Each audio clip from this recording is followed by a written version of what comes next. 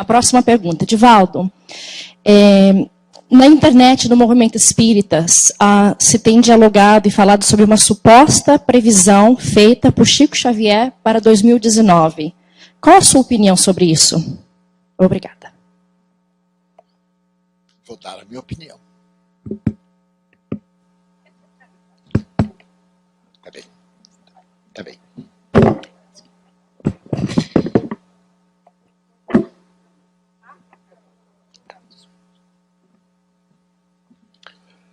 Eu tive a oportunidade de conhecer Chico Xavier por mais de 40 anos. Quando foi propagada essa ideia, me chamou a atenção a maneira pela qual foi propagada. Chico Xavier era muito discreto e, que eu saiba, nunca fez revelação de natureza profética.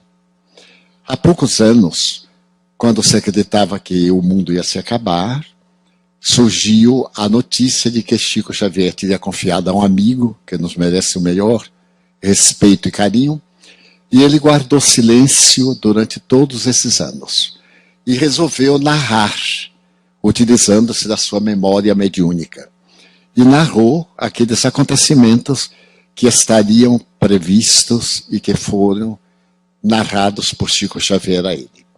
Eu não tenho autoridade para desmenti-lo, mas não tenho também nenhuma obrigação para aceitar. Eu uso a lógica e a razão da doutrina espírita. A mim não me parece que o espírito da estirpe de Emmanuel fizesse previsões com datas marcadas. Porque todas essas previsões proféticas são muito relativas. Diariamente nós vemos certos fatos proféticos serem ajustados à história de uma maneira meio forçada, como a besta do Apocalipse.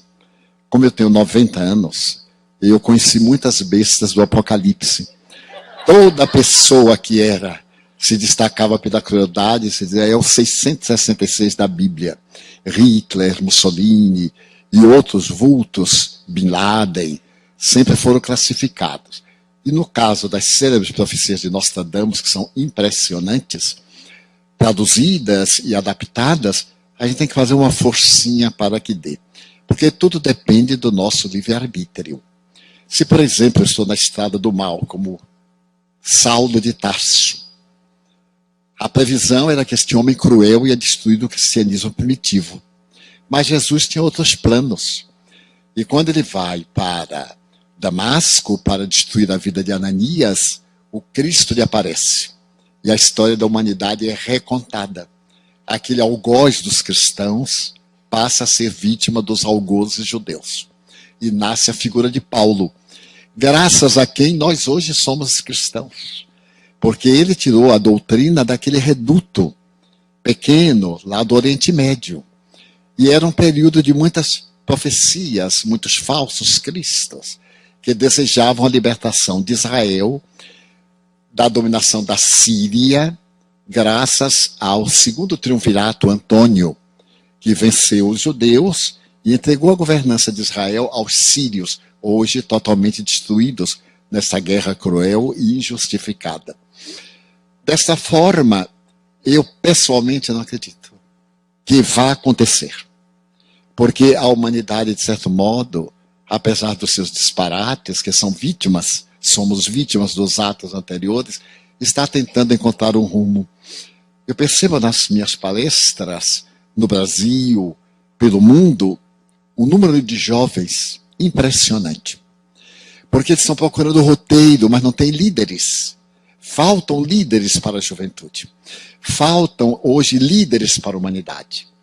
Eu me recordo que de quando em quando apareciam líderes mundiais carismáticos pela nobreza. Agora eles são carismáticos pela crueldade, pela indiferença, pela grosseria. A ausência de uma ética, de um líder, de um rei ou de um presidente da república, dando os piores exemplos de comportamento público e muito piores privados. Quando nós vemos, por exemplo, como a imprensa noticiou, determinada autoridade está havendo um desfile de religiosos, e quando era um religioso afrodescendente, ele não dava a mão. apertou a mão de todo mundo. Quando era um afrodescendente, ele recolhia a mão. Os afrodescendentes da filha perceberam e colocaram os bastões que levavam no braço direito para não apertar a mão dele. Ele não fazia nenhuma questão. Então, que exemplo esse chefe de Estado me dá para o meu comportamento interracial? Como eu vou me comportar com uma pessoa de outra raça, considerando que a cor da pele define o caráter? Em que época a química mostrou diferença no sangue de um negro, de um branco, de um mestiço, de um mulato, ou de um sangue puro? Não há sangue puro, pela descendência da arte, aliás, degenera. Determinadas raças que começaram a coabitar entre si degeneraram e desapareceram. É o caso dos samaritanos. Praticamente não existem mais 200 samaritanos no mundo, porque o casamento interracial destrói as plaquetas e impede uma reprodução saudável, nascem parentes degenerados. Daí o matrimônio entre primos e etc. Durante muito tempo a igreja coibiu, dizendo que era pecado, mas porque nasciam descendentes com manifestações de desequilíbrio mental e emocional. Então, como está muito perto, eu acho que eu não vou morrer nos próximos 2 anos, eu estou na expectativa. Mas eu confesso que, doutrinariamente, nós vemos em toda a obra de Kardec não há uma profecia. Quando ele fala na Gênesis, capítulo número 14, a respeito da Era Nova, ele é muito lato. Ele diz, a velha civilização lutará para manifestar, mas a nova se imporá de uma maneira tão radical que venceremos e teremos um mundo de regeneração. Era bom ler na Gênesis, capítulo 14. É lindo, tudo que Kardec escreve é muito bonito. Primeiro porque ele era um grande literato, era um poeta, mas era um profundo conhecedor da língua francesa.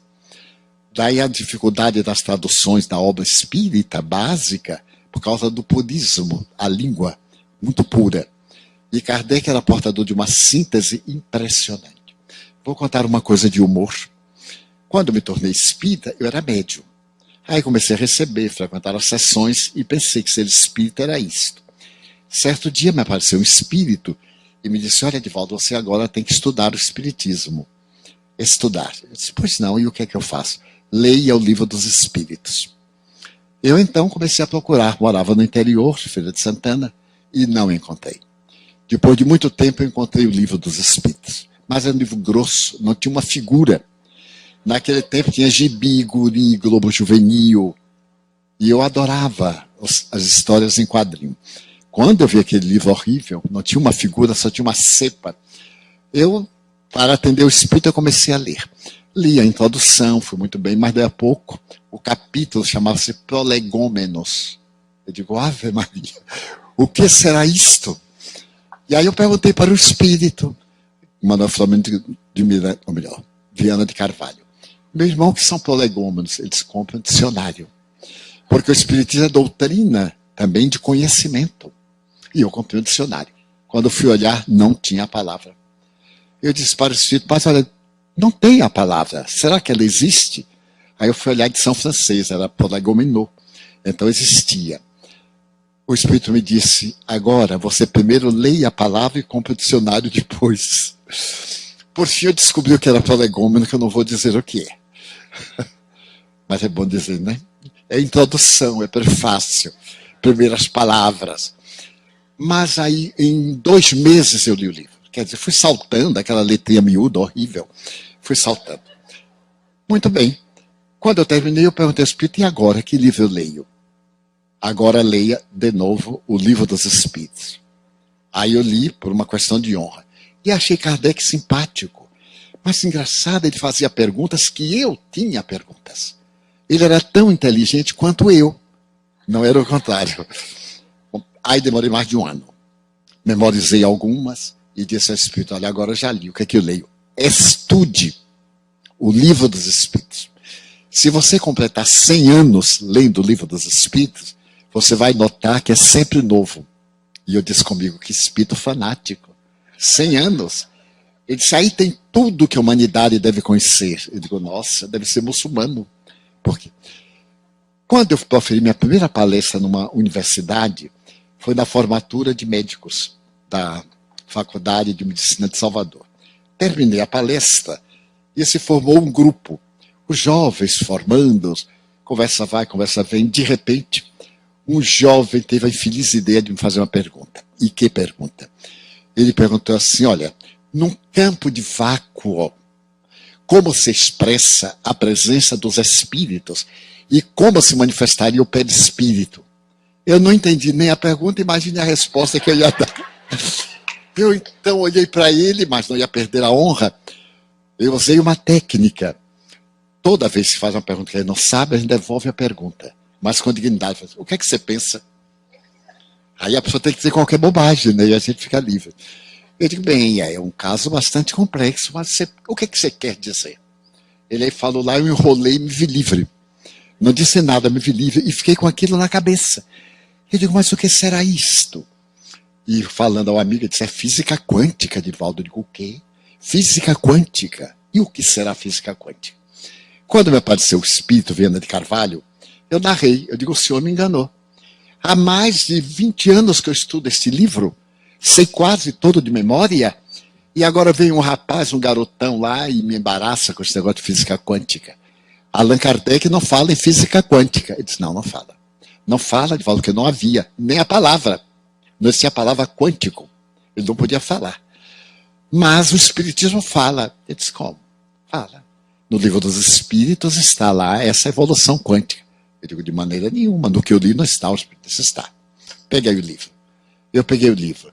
E ele me disse, olhe na questão 540. Aí eu me lembrei da danada da questão. Assim, tudo evolve a natureza. Desde o átomo primitivo até o arcanjo.